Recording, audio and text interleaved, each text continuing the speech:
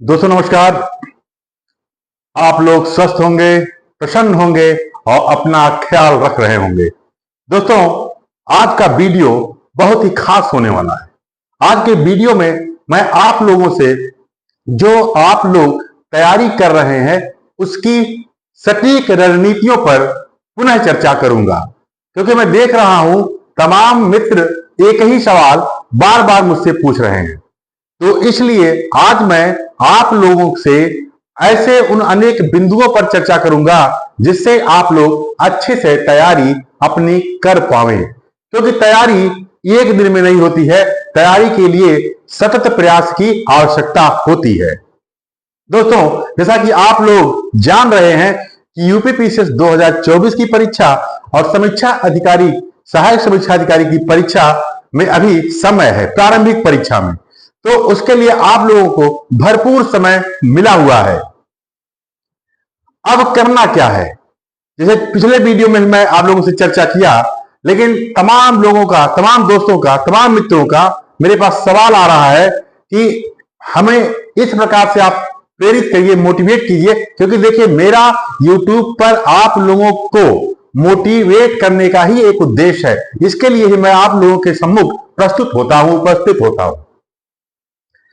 तो यूपीपीसीएस प्रारंभिक परीक्षा और मुख्य परीक्षा और इंटरव्यू ये 3 चरणों में होता है। आप जानते हैं समीक्षा अधिकारी की परीक्षा भी 2 चरणों में होता है, प्रारंभिक परीक्षा और मुख्य परीक्षा। सिलेबस भी आपको सब पता है और पैटर्न भी आपको पता है। तो आज आपका 17 मई है, जून है, जुलाई है, अगस्त है, सितंबर है, अक्टूबर, नवंबर। तो मोटी मोटा मान लिया जाए तो जून, जुलाई, अगस्त, सितंबर, कम से कम आपके पास ठीक ठाक 4-5 महीनों का समय मिलने जा रहा है। ठीक ठाक मिलेगा भी, उम्मीद किया जा रहा है। तो आप इस दौरान कंफ्यूज में हैं, भ्रम में है कि हम पढ़ें क्या, ना पढ़ें, क्या करें, कैसे तैयारी करें, प्री की तैयारी करें, मेंस की तैयारी करें, कैसे करें।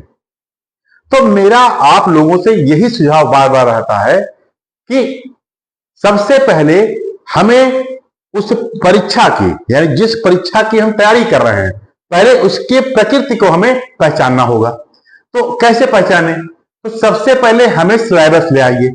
आज मैं एकदम अच्छे से आपको बताऊंगा और आपको इस पर अच्छे से पालन भी करना है, कड़ाई से पालन करना है।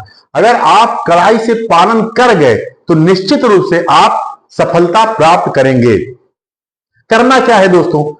सिलेबस को अच्छे से 2 दिन, 3 दिन, 4 दिन, मैं कहता हूं 1 सप्ताह का समय लगाइए, लेकिन सिलेबस को अच्छे से पढ़िए, लिख लिख के उसको समझिए क्या है इसमें। मतलब कहने का तात्पर्य है सिलेबस के दर्शन को समझ लीजिए। और जब सिलेबस को आप अच्छे से समझ लेंगे कि ये पैटर्न है और पैटर्न में ये सिलेबस है, तब आपकी आंखें अपने आप खुल जाएंगी। जैसे प्रारंभिक परीक्षा की हम तैयारी कर रहे हैं, मुख्य परीक्षा की तैयारी कर रहे हैं, तो जब तक हमारे सामने सिलेबस नहीं होगा तब तक हम तैयारी क्या करेंगे? तो तैयारी तभी हम सही से कर पाएंगे जब सिलेबस का ज्ञान हमें हो, सिलेबस का दर्शन, सिलेबस का मर्म हमें पता हो। तो करना क्या है आप लोगों को? सबसे पहले सिलेबस को अच्छे से तैयार कर लेना है, चाहे वो प्री परीक्षा का हो, चाहे मुख्य परीक्षा का हो। अब देखिए क्या करना है, प्री परीक्षा का सिलेबस एक जगह रखिए, मुख्य परीक्षा का सिलेबस एक जगह रखिए। अब मुख्य परीक्षा में जैसे जीएस 1 आप देख रहे हैं, उसमें हिस्ट्री है, तो आपका प्रीलिम में हिस्ट्री है, उसमें ज्योग्राफी है तो प्रीलिम में भी ज्योग्राफी है। जीएस सेकंड में आप जाएंगे तो वहां पे पॉलिटी है, तो यहाँ पॉलिटी है। विज्ञान और प्रौद्योगिकी जब आप अच्छे से पढ़ेंगे तो आप प्री में भी विज्ञान प्रौद्योगिकी सही करेंगे। करंट अफेयर्स के सवाल वहां आते हैं, सरकारी योजनाएं वहां भी आती हैं, तो प्रारंभिक परीक्षाएं में भी आती है। तो कहने का तात्पर्य क्या है कि आपका सिलेबस पर मजबूत पकड़ होना चाहिए, और जब तक सिलेबस पर आपका मजबूत पकड़ नहीं बनेगा तब तक आप तैयारी अच्छे से नहीं कर पाएंगे। यह मेरा कहने का तात्पर्य है। तो करना क्या है आपको? इन 2-3 दिनों में, 4 दिनों में आप लोगों को अच्छे से सिलेबस को तैयार करना है, मतलब पढ़ना है सिलेबस को कि सिलेबस में क्या क्या है और क्या क्या नहीं है। जीएस 1, 2, 3, 4, 5 यानी मेंस के सिलेबस को अच्छे से एनालिसिस करना है, प्रारंभिक परीक्षा का उसी के हिसाब से आपको तुलना करना है। तो हिस्ट्री, अब जैसे मान लीजिए आप प्रीलिम की तैयारी कर रहे हैं या मेंस की, अब जैसे मेंस में आपने मूर्तिकला के बारे में पढ़ा, तो मूर्तिकला चाहे प्राचीन इतिहास का हो, चाहे मिडिल हिस्ट्री का हो, तो आप जब उसको पढ़ेंगे तो उसका इंपैक्ट क्या था, ये सब जब पढ़ेंगे तो आपको वहां से बहुत सारे फैक्ट मिलेंगे, यानी वो प्रारंभिक परीक्षा में काम आएगा। यानी प्रारंभिक परीक्षा में जैसे मूर्ति कला को हमको पढ़ना है या कला स्थापत्य कला को पढ़ना है, तो उसको जब हम पूरे फैक्ट पढ़ लिए तो उनका इंपैक्ट क्या है, उनका क्या सोसाइटी पर इंपैक्ट था, उनका क्या अन्य जगहों पर इंपैक्ट है, तो उनको बिना देखे आप लिखने का प्रयास कीजिए। जब आप पुस्तक को पढ़ेंगे तो आपको उसमें से बहुत सी कहानियां, बहुत सारे तथ्य आपको अपने आप मिलेंगे। तो जैसे सिंधु घाटी सभ्यता, पाषाणकालीन सभ्यता, पाषाण काल, वैदिक कालीन सभ्यता, वैदिक कालीन अर्थव्यवस्था, जब इन सबको आप पढ़ेंगे तो आपको तमाम फैक्ट भी मिलेंगे और उसके बारे में भी आपको जानकारी मिलेगी। तो उन्हीं चीजों को आपको क्या करना है, पहले बिना देखे लिखना भी है। और जब आप बिना देखे लिखेंगे तो आपके कंसेप्ट धीरे धीरे खुलेंगे, ये आपको करना है। तो आपको इन दिनों में क्या करना, कम से कम 3 महीना का समय लीजिए इधर, कि आपको बृहद दृष्टिकोण से पढ़ाई करने की आवश्यकता है। यानी प्री की भी तैयारी करनी है और मुख्य परीक्षा की भी तैयारी करनी है और रोज जम के लिखना भी है।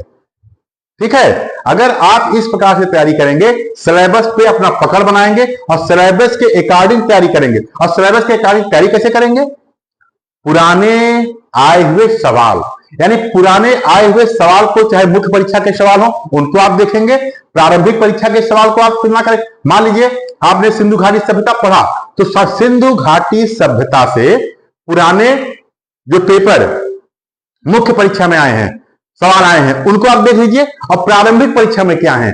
तो जब आपके दिमाग में यह आ जाएगा कि सिंधु घाटी सभ्यता से मुख्य परीक्षा में ये सवाल आते हैं और प्रारंभिक परीक्षा में ये सवाल आते हैं, इसी को तो हमें पकड़ना है। राज व्यवस्था पढ़ रहे हैं, प्रस्तावना से मुख्य परीक्षा में क्या सवाल आए और प्रस्तावना से प्रारंभिक परीक्षा में क्या सवाल आते हैं, इसी को तो आपको पढ़ना है, इसी को आपको पकड़ना है। अगर इसको आप इस भली भांति सिलेबस को सामने रखकर पुराने आए हुए प्रश्न पत्रों को देखते हुए इस प्रकार से आप तैयारी करेंगे तो निश्चित रूप से कामयाब होंगे। अब करना क्या है आपको दोस्तों, 3-4 दिन आप पूरा फोकस सिलेबस पे कीजिए।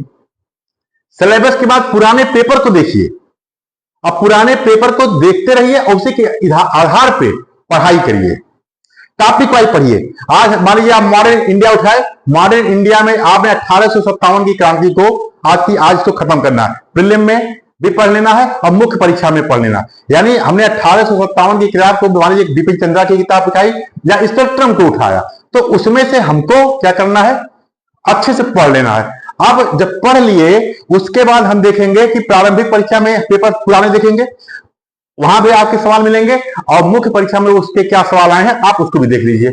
तो अब जब चूंकि आपने 1857 की क्रांति को अच्छे से पढ़ा है पुस्तक में, अब उसको बाद क्या करना है, आपको पुराने ऑब्जेक्टिव सवाल को हल करना है। साथ ही जो सवाल बने हैं उसमें मुख्य परीक्षा में आपको बिना देखे उनको लिखना है अपनी भाषा में। ये प्रक्रिया जिस दिन आप बिना देखे रोज अगर 4-5 पेज लिख रहे हैं, 10 पेज लिख रहे हैं बिना देखे, जो भी पढ़ रहे हैं, एक समय आपका आएगा 2 महीना, 3 महीना, 4 महीना, 6 महीने बाद आपकी लेखनी पे ऐसी पकड़ बनेगी, कहीं से भी सवाल आए आपका कंसेप्ट क्लियर रहेगा और आप अच्छे से उसको लिखेंगे। तो आज के वीडियो बनाने का मेरा उद्देश्य यही है कि आप लोग सबसे पहले सिलेबस को अपना हथियार बनाइए, सिलेबस पर अपनी मजबूत पकड़ बनाइए। और जब तक सिलेबस पर आपका पकड़ नहीं होगा तब तक आप सफलता से काफी दूर होंगे। यानी कुल मिलाकर यही कहा जाए कि सिलेबस को या आप पी जाइए, उसको शरबत बनाइए और पी जाइए। आपको एक एक टॉपिक पता रहे कि जीएस 1 में ये टॉपिक है, जीएस 2 में ये टॉपिक है, जीएस 5 में ये टॉपिक है। मतलब आपको सारे टॉपिक आपके दिमाग में, आपके मेमोरी में बने होने चाहिए। और उस आधार पर जैसे आपने कोई, मानिए आपने इकोनॉमी की पुस्तक उठाई और आपको पता रहे कि औद्योगिकरण का क्या मतलब अर्थव्यवस्था पर क्या प्रभाव है, क्या नकारात्मक प्रभाव है पर्यावरण पर, तो ये सब चीजें आपके दिमाग में रहे और उन्हीं के आधार पर आप पुस्तक को पढ़िए और बिना देखे लिखने का प्रयास कीजिए। इस प्रकार से अगर आप तैयारी करेंगे तो निश्चित रूप से सफल होंगे। करना क्या है आपको, पुराने पेपर पर मजबूत पकड़ बनाना, जैसे सिलेबस को जैसे आप मजबूत पकड़ बना रहे हैं सिलेबस पर, उसी आधार पे पुराने प्रश्न पत्रों पर भी आपका मजबूत पकड़ होना चाहिए। और इस समय, क्योंकि मैं बार बार कहता हूं कि जब परीक्षा के समय में थोड़ी दूरी है, जैसे परीक्षा अभी नहीं होने वाली है, थोड़ा समय है, उसमें आपको भरपूर समय मिला हुआ, तो उस काल में लापरवाही नहीं करना चाहिए, उस काल में कठोर परिश्रम करना चाहिए, सटीक मार्गदर्शन पे और सटीक रणनीति के साथ काम करना चाहिए। अगर कठोर परिश्रम, सटीक मार्गदर्शन और सटीक रणनीति पर आप काम करेंगे तो सुनिश्चित सफलता प्राप्त होगी, आपको अच्छी सफलता प्राप्त होगी। आपको इस समय आपको अपने सिलेबस के आधार पर, पुराने प्रश्न पत्रों के आधार पर अपनी तैयारी को धार देनी होगी। अगर आप इस प्रकार से तैयारी करेंगे तो निश्चित रूप से कामयाब होंगे। और फिर धीरे धीरे क्या, मैं प्रतिदिन 1-2 दिन में मैं आपके सम्मुख उपस्थित होऊंगा और आपको लगातार मोटिवेट करूंगा। आप निश्चित रूप से सफल होंगे। बस मेरे साथ जुड़े रहिए। मेरे साथ जुड़ने का लाभ आपको यही होगा कि मेरी सकारात्मक एनर्जी आपके पास जाएगी और मैं जो सकारात्मक सोचता हूं, पॉजिटिव सोचता हूं, वही चीजें आप भी सोचेंगे और आप भी अपने लक्ष्य के प्राप्ति में आगे बढ़ेंगे। नियमित अभ्यास करिए, नियमित अभ्यास कीजिए, जोरदार प्रैक्टिस कीजिए, निश्चित रूप से सफलता आपके कदम बढ़ते चले जाएंगे सफलता की ओर और आप अपना मंजिल आसानी से प्राप्त कर लेंगे। बस इसी वीडियो में इतना ही, और अगले वीडियो में पुनः मैं आपको मोटिवेट करने के लिए आऊंगा। बस आप लोग सटीक तरीके से तैयारी करते रहिए। धन्यवाद।